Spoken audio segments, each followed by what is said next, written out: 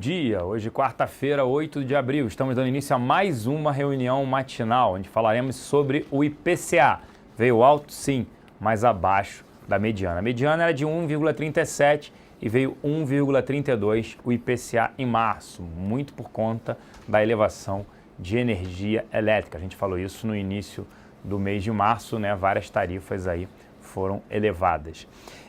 Vale destacar também o tom da política, né? A política segue aqui no radar no Brasil e ontem o presidente Dilma tentou a indicação do Eliseu Padilha, ministro de Aviação Civil, ele negou e aí quem foi indicado foi o Michel Temer. O próprio Eduardo Cunha falou o seguinte, ele afirmou que agora a articulação política vai melhorar.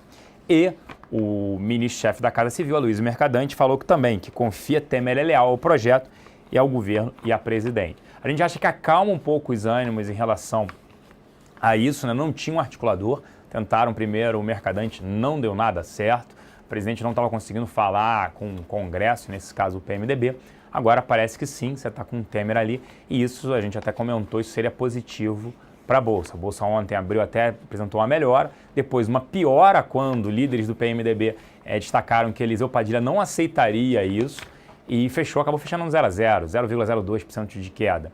E hoje a gente acredita aí num view um pouco mais positivo para a Bolsa e dólar para baixo. Além disso, hoje tem a votação aí da terceirização, né? Ontem a gente viu manifestações, diversas manifestações, uma delas até mais agressiva, em frente ao Congresso.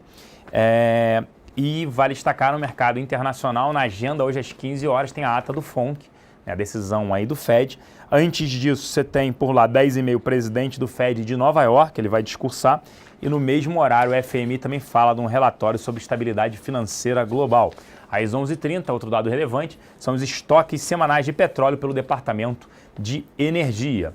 Um outro dado bastante relevante foi a compra da BG, né, empresa inglesa, pela Shell, pagando a bagatela de 69 bilhões de dólares e falando que vai crescer bastante sua exposição ao Brasil, a petróleo e gás no Brasil. A BG é uma das grandes parceiras aqui no Brasil, principalmente no pré-sal, juntamente com a Petrobras. Impressionante que a informação não vazou, apesar de duas gigantes do petróleo, a informação não vazou. As ações da BG apresentavam alta de mais de 30% hoje, mais cedo.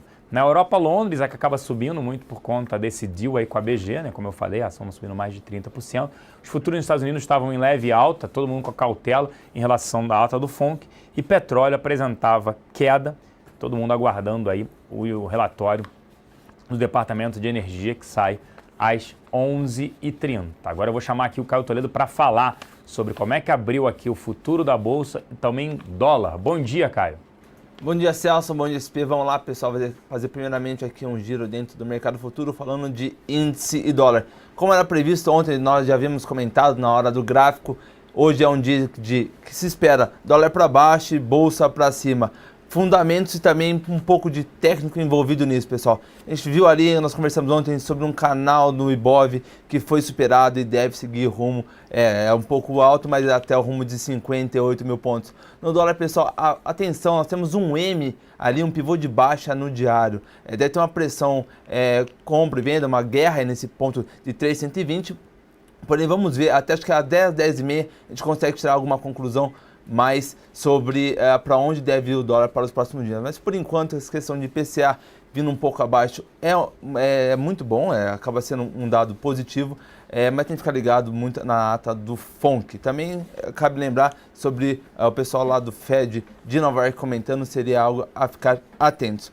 Bom, falar um pouco sobre Ibov no dia de ontem, o investidor estrangeiro no índice acabou ficou comprado em 2.265 e agora está net acumulado em 93.662.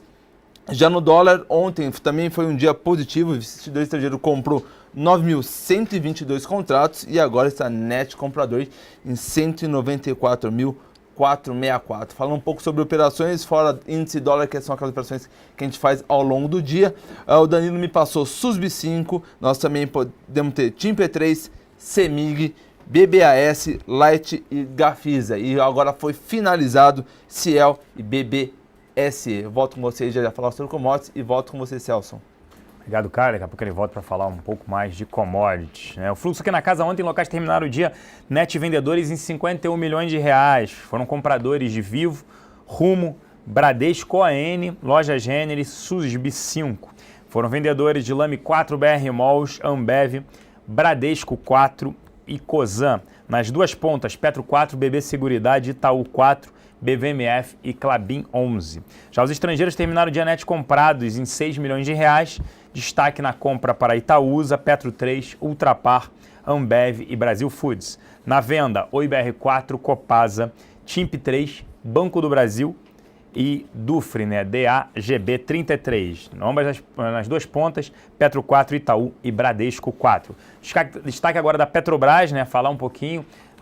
Tem diversas notícias, uma SBM Offshore, uma empresa holandesa que pagou, né, para encerrar um processo na SEC ano passado 240 milhões de dólares. A informação do Estadão é de que a companhia poderia pagar aí as autoridades brasileiras para encerrar um caso de propina, ela que fornece aí essa parte de plataforma e exploração para a Petrobras, 1 bilhão e 700 milhões de dólares. A empresa nega, mas acho que vale o destaque para isso e também para o Centro Brasileiro de Infraestrutura falando que o nível de alavancagem da Petrobras vai ficar bastante complicado com essa alta do dólar. Lembrando, a companhia possui 333 bilhões de reais em dívidas, sendo que 70% atrelada à moeda estrangeira, ao dólar. Isso vai impactar principalmente a divulgação no primeiro tri, que o dólar subiu bem. Vale destacar também Eletrobras, né? Eletrobras aí, informação do Estadão também, de que a companhia desviou recursos da RGR. A RGR é uma reserva, né, global de reversão, que todo mês eles depositam uma parte da receita, 2,5%, as distribuidoras e geradoras, para poder, se tiver um problema na frente, tem esse, como se fosse um fundo garantidor de crédito que tem em bancos. Só que a Eletrobras está usando isso de maneira indevida, segundo o TCU, o Tribunal de Contas da União. Ela teria que devolver corrigido mais de 3,8 bilhões de reais. A gente segue recomendando short no ativo, tá na nossa carteira recomendada short, que a gente iniciou segunda-feira, e logo em breve a gente acredita que deve ser divulgado alguma coisa, tipo a Operação Lava Jato, que teve na Petrobras, deve vir também na Eletrobras, por conta de operações distribuidoras da empresa no Norte e Nordeste que geram EBITDA negativo, construções de novas hidrelétricas. Então, assim, deve ter alguma coisa em breve para sair também de Eletrobras e negativo. Fora o provável não pagamento de dividendos, dado que ela vem gerando prejuízos e esse problema com a utilização indevida desse fundo. Não tem dinheiro para pagar dividendos, a gente sempre mencionou isso, né? O problema da Let6. Outro ponto é o Ultrapar, que pode se prejudicar mais ainda com esses terminais, né? O problema ali da Ultracargo, que é uma subsidiária da companhia, que é a parte de armazenagem, né? Que ela possui tanques para armazenagem de álcool e outros produtos, né, químicos, e vários terminais, né, inclusive, estão solicitando indenização porque a margem direita do Porto de Santos não se pode parar, atracar, só na margem esquerda. Santos Brasil está sendo beneficiado, já a margem direita, que por exemplo tem Eco-Rodovias, um dos portos ali, um dos terminais, Eco-Rodovias, BTP e Libra, não estão sendo beneficiados, então eles querem indenização. E os caminhoneiros também querem indenização porque eles estão tendo um custo muito mais elevado, às vezes não valendo a pena nem transportar essa carga por conta desse problema em Santos. A Ultrapar já falou que o seguro dela cobre até 550 milhões de reais. A Estácio também calculando aí as perdas com o FIES, né? O volume aí pode ser entre 29% a 43% menor do FIES. Ela já vinha destacando, ela tinha menor exposição do que outras companhias, porque tinha um receio de que o FIES poderia ser cortado. Isso pode pesar um pouco hoje aí no setor educacional. BVMF falando de volume ok. A gente só vem destacando aí que a pressão em BVMF, não só pelo ativo ter apresentado uma alta muito forte, mas também os riscos aí por conta de arrecadação, a Receita cobrando, né, 2 bilhões de um lado, o CARF cobrando mais de 800 milhões de outro, e isso dá mais de 10% do valor de mercado de BVMF. Foi por isso que nós incluímos também na nossa carteira short BVMF semanal. Santos Brasil ontem subiu muito, porque vários navios estão sendo, em vez de parar, como eu citei, no terminal da Libra, BTP e da Eco-Rodovias, eles estão parando no da Santos Brasil, e também para novas concessões o governo deve aumentar a TIR, a taxa interna de retorno, isso beneficiaria Santos Brasil. Copasa divulgou uma queda muito forte no volume, tanto de esgoto faturado quanto de água, mais de 11%. Isso também deve afetar a Sabesp. Copasa continua para baixo. A gente não gosta de nenhum dos dois ativos, devem sofrer também aí. E vale destaque que diversas empresas, eu diria, Lojas Americanas, Cosan Logística e Tarpon anunciando recompra de ações. Interessante a de Lojas Americanas falando que pode comprar até 10% do free float das ONs e das PN 5.7. Lembrando que Lojas Americanas tem um plano agressivo de crescimento, 80 anos em 5, que é dobrar o número de lojas da companhia, quase dobrar, abriu 800 lojas em apenas 5 anos. A gente acredita que a empresa vai entregar esse plano e mesmo assim com esse capex elevado, a empresa está olhando o retorno sobre o capital investido que vale a pena comprar suas ações. Depois eu volto para falar um pouco mais de aluguel. Agora eu volto com o Caio Toledo para falar sobre commodities. Vamos lá, Caio. Vamos lá, XP, agora vamos falar sobre commodities, começando aqui pelo milho. Ontem o indicador do milho caiu 28,69. Esse indicador já veio meio em linha que a gente esperava. E o mercado, pessoal, o CCMK deve seguir mais ou menos R$1 de diferença com o indicador, tá? O indicador deve se aproximar perto da BMF nos próximos dias, porém agora o valor justo seria na faixa de R$1. Alguns players devem spreadar um pouco mais, deve o quê? Bater ali até 28,50, 28,40, mas esse mercado deve ganhar força nesse patamar. Informações do campo ainda aumento da oferta, ainda mais com esses dados do SDI da semana passada, e dólar também indo para baixo. E dólar indo para baixo acaba pressionando um pouco a cotação em Paranaguá. Isso reflete aqui dentro da BMF e também São Paulo. Também lembrando que o milho lá no Paraná ainda está um pouco mais pressionado, a cotação está um pouco mais firme, mas aqui em São Paulo nós sabemos que a oferta tem aumentado. Falar um pouco sobre café ainda informações são poucas. Ontem eu conversei muito com o Maurício sobre o café, o que esperar daqui para frente. Esse maio mais chuvoso teria alguma indicação sobre as próximas cotações do café? Ele falou, não, Caio, agora praticamente a quantidade está dada, agora maio chuvoso só iria impactar a qualidade do café, não a quantidade de café.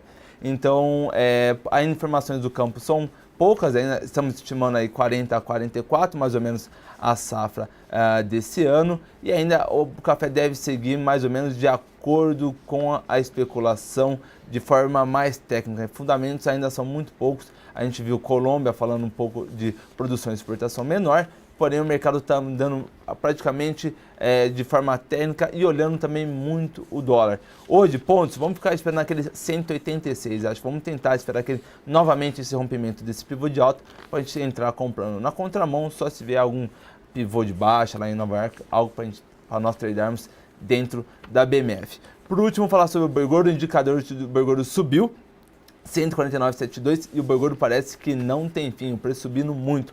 Outra coisa que me chamou a atenção, a carne, pessoal. Antes parecia que ela não ia ter sustentação acima de 9,20. Ontem eu já peguei carne a 9,90. Só a comparação, no mês passado estava em 8,90 o casado. Ou seja, o frigorífico está repassando o aumento do boi gordo já para a carne, e carne parece que vai virar artigo de luxo. Então ontem nós até fizemos uns estudos aqui para ver qual o futuro da carne, qual o futuro da pecuária. E agora a questão é a produtividade, quantidade ao rebanho deve cada vez mais tender à diminuição, porque agora nós saímos de uma pecuária extensiva para uma pecuária mais intensiva. Um abate de fêmeas também chamou muita atenção, então ficar atentos, que o frigorífico já começou a trabalhar com margem. Hoje a gente está trabalhando com um boi gordo na faixa de 149 e a carne também já está remunerando um boi de 149, coisa que não acontecia até semanas atrás.